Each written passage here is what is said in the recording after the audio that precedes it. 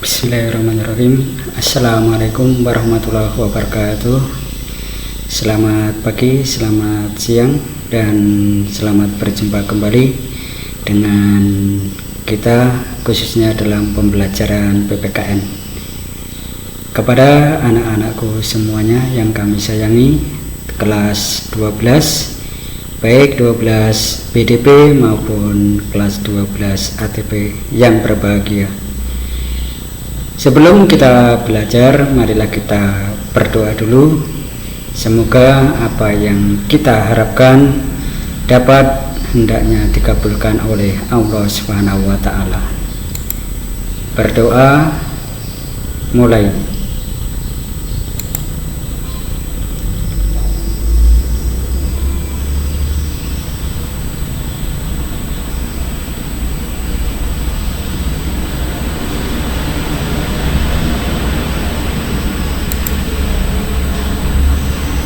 Oke, selesai. Ya, pada kesempatan pertemuan kali ini kita akan membahas yaitu perlindungan dan penegakan hukum di Indonesia. Jadi kita akan membahas, kita ulang, perlindungan dan penegakan hukum di Indonesia.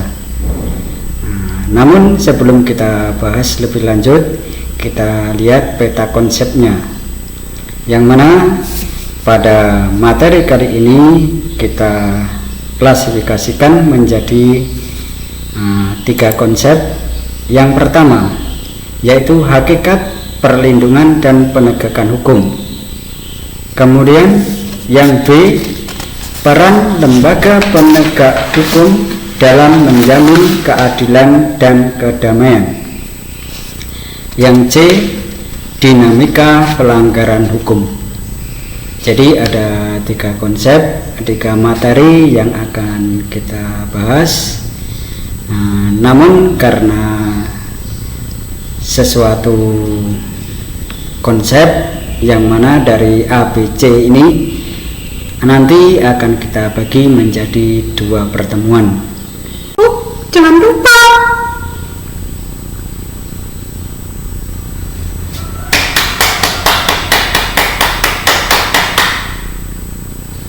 Jadi untuk pertemuan yang pertama itu yang A, hakikat perlindungan dan penegakan hukum. Kemudian yang pertemuan kedua nanti kita akan bahas yang B dan yang C. Oke, langsung saja kita akan menuju ke hakikat perlindungan dan penegakan hukum.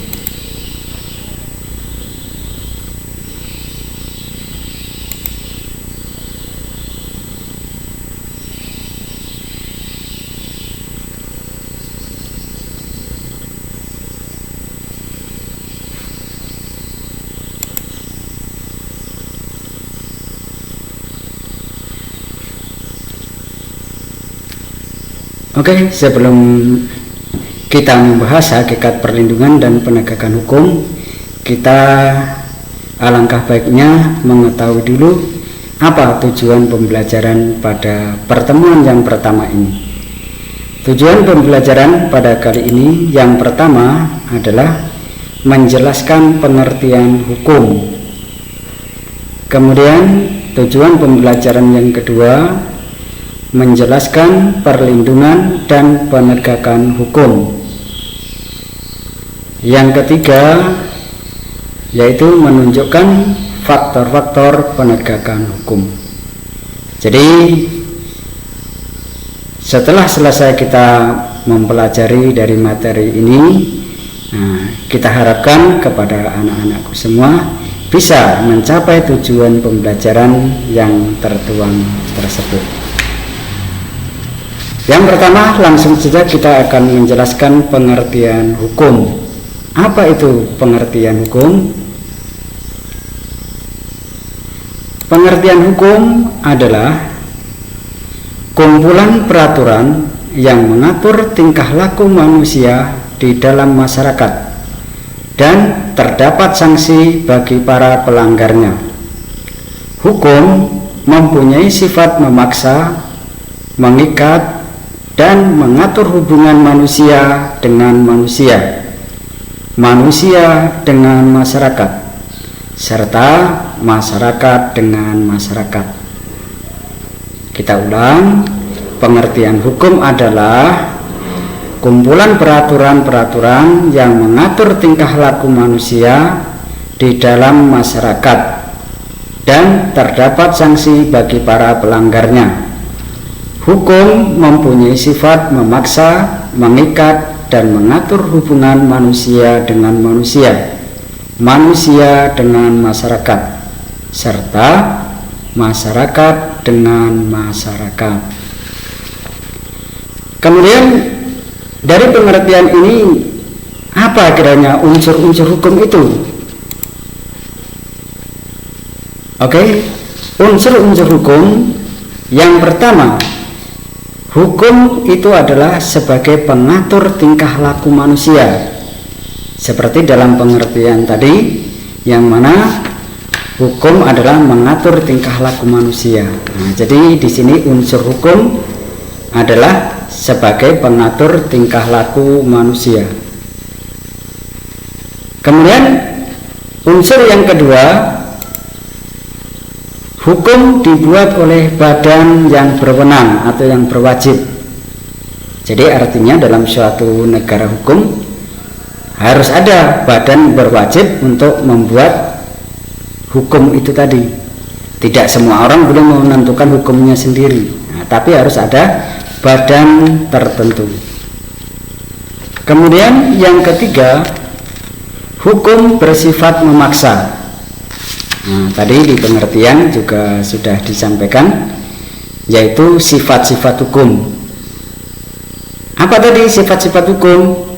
Sifat-sifat hukum diantaranya adalah memaksa, mengikat semua, mengatur hubungan manusia dengan manusia, manusia dengan masyarakat, dan juga masyarakat dengan masyarakat. Nah, itu sifat hukum. Kemudian yang keempat, hukum mempunyai sanksi yang tegas. Di sini dikatakan sanksi yang tegas karena ada penegak hukumnya. Seandainya Anda melanggar daripada hukum, maka akan mendapat sanksi yang tegas karena ada penegak hukumnya. Nah, nanti akan kita bahas siapa yang termasuk penegak hukumnya. Oke, kita lanjutkan, yaitu mengenai perlindungan hukum.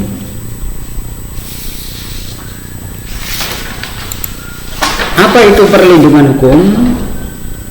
Perlindungan hukum dimaknai sebagai daya upaya yang dilakukan secara sadar oleh setiap orang maupun lembaga pemerintah dan swasta yang bertujuan mengusahakan pengamanan, penguasaan, dan pemenuhan kesejahteraan hidup sesuai dengan hak-hak asasi manusia. Kita ulang, perlindungan hukum itu adalah dimaknai sebagai daya upaya yang dilakukan secara sadar oleh setiap orang maupun lembaga pemerintah dan swasta yang bertujuan mengusahakan pengamanan, penguasaan, dan pemenuhan kesejahteraan hidup sesuai dengan hak-hak asasi manusia. Kemudian, pentingkah ini perlindungan hukum ini? Penting atau tidak? Maka perlindungan dan penegakan hukum sangat penting karena dapat mewujudkan hal-hal berikut ini. Yang pertama, yaitu tegaknya supremasi hukum. Apa itu supremasi hukum? Supremasi hukum bermakna bahwa hukum mempunyai kekuasaan mutlak dalam mengatur pergaulan manusia dalam berbagai macam kehidupan. Dengan kata lain, semua tindakan warga negara maupun pemerintahan harus selalu berlandaskan pada hukum yang berlaku. Tegaknya supremasi hukum tidak akan terwujud apabila aturan-aturan yang berlaku tidak ditegakkan, baik oleh masyarakat maupun aparat penegak hukum. Jadi di sini mengenai tegaknya supremasi hukum ini maksudnya adalah hukum itu mempunyai kekuasaan yang mutlak, artinya tidak boleh dilanggar, baik itu manusia, masyarakat kecil, masyarakat biasa, bahkan oleh pemerintah. Istilahnya hukum yang mempunyai kekuasaan tertinggi yang mutlak, itulah yang dimaksud supremasi hukum. Oke, kemudian yang B yaitu tegaknya keadilan. Nah, ini perlindungan dan penegakan hukum itu penting untuk menegakkan keadilan. Hal ini adalah tujuan utama hukum, adalah mewujudkan keadilan bagi setiap warga negara. Setiap warga negara dapat menikmati haknya dan melaksanakan kewajibannya merupakan wujud dari keadilan tersebut. Hal itu dapat terwujud apabila aturan-aturan ditegakkan. Mungkin bisa kita pahami yang mana untuk menegakkan keadilan ini kita harus melaksanakan kewajiban dan juga harus menuntut haknya. Jadi antara hak dan kewajiban harus seimbang. Namun kita utamakan yang kewajiban dulu karena itu wajib, baru kita menuntut hak. Jangan terbalik, menuntut haknya dulu baru melaksanakan kewajiban. Minta gaji dulu baru bekerja, bukan begitu. Tapi kita harus bekerja dulu baru menuntut haknya, yaitu gajinya. Itu yang dimaksud di sini mengenai tegaknya keadilan, itu harus melaksanakan kewajibannya yang merupakan wujud dari keadilan tersebut. Oke, kita lanjutkan yang ketiga atau yang C,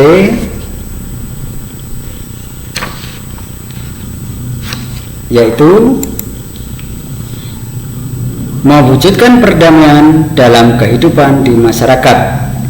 Jadi pentingnya perlindungan dan penegakan hukum itu salah satunya untuk mewujudkan perdamaian dalam kehidupan di masyarakat. Kehidupan yang diwarnai suasana yang damai merupakan harapan setiap orang. Perdamaian akan terwujud apabila setiap orang merasa dilindungi dalam segala bidang kehidupan. Hal itu terwujud apabila aturan-aturan yang berlaku dilaksanakan. Nah, ini adalah mewujudkan perdamaian. Ini adalah fungsi atau pentingnya perlindungan dan penegakan hukum. Kita bayangin aja, seandainya kita berjalan di jalan raya, tidak ada penegak hukum di situ, mereka berjalan seenaknya saja, bahkan memakai jalur kanan, maka apa yang terjadi? Akan kehidupan kita akan menjadi tidak tenang. Itulah perlunya penegakan hukum. Mungkin sampai di sini yang bisa saya sampaikan. Anda seandainya mohon maaf kurang paham atau belum paham, bisa mengulangi video tutorial ini pada pertemuan yang pertama ini, dan tidak menutup kemungkinan Anda juga belajar atau mencari sumber tutorial yang lain, tentunya yang sesuai. Mungkin sekian dari saya, dan sekian, terima kasih. Wassalamualaikum warahmatullahi wabarakatuh.